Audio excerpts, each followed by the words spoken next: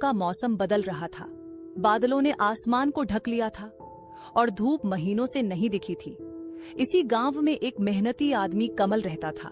उसकी पत्नी सुनीता और 2 बच्चे राजू और गुड्डी उसका छोटा सा संसार थे। कमल का सपना था कि उसका ढाबा एक दिन बहुत बड़ा बने। उसने मेहनत से सड़क किनारे मिट्टी और टीन से बना एक ढाबा खड़ा किया था, जहां वो हर रोज स्वादिष्ट खाना बनाता था। पालक पनीर, मटर पनीर, आलू पराठा, लोगों की जुबान पर उसका नाम था। लेकिन जुलाई का महीना आते ही मानो उसका नसीब भी धुंधला गया। आसमान से लगातार बारिश गिर रही थी और कमल का कच्चा ढाबा पानी से टपकने लगा। अब ग्राहक नहीं आते। वह रोज खाना बनाता, लेकिन ज्यादातर खाना बच जाता। आप चिंता मत कीजिए, भगवान सब ठीक करेगा। सुनीता, ढाबा बंद करना पड़ा तो हम क्या खाएंगे? हिम्मत मत हारिए जी, मैं आज आपके साथ चलूंगी ढाबे पर, कोई ना कोई रास्ता निकलेगा। एक दिन जब फिर से किसी ने खाना नहीं खाया, तो कमल ने गरीबों में खाना बांट दिया। रोज रोज ऐसा ही होता रहा।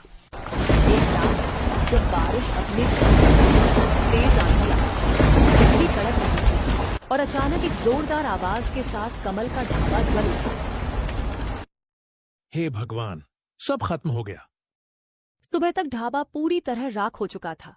कमल टूट गया। अब उसके पास कोई सहारा नहीं था। सब ठीक होगा, भगवान के घर देर है, अंधेर नहीं।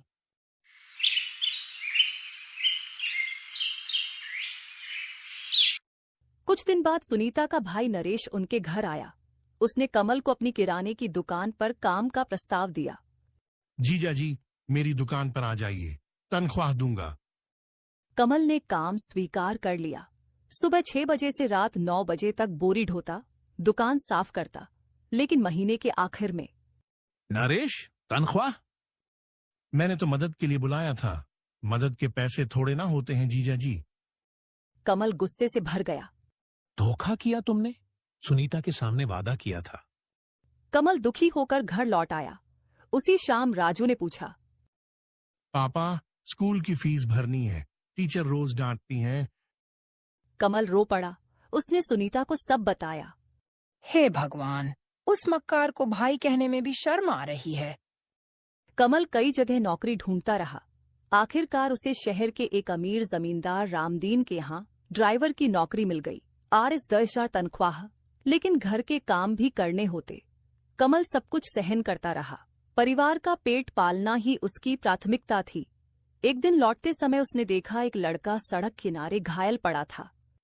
कमल ने उसे तुरंत पास के डॉक्टर के पास पहुंचाया। इलाज हुआ और जान बच गई। वो लड़का कोई आम बच्चा नहीं था, वह रामदीन जमींदार का बेटा वीरेन था। जब रामदीन को पता चला, कमल, तूने मेरे बेटे की जान बचाई, ये ले, ये 1 लाख रख। साहब, ये मेरा फर्ज था। तूने बेटे की जान बचाई है, ये तो कुछ भी नहीं।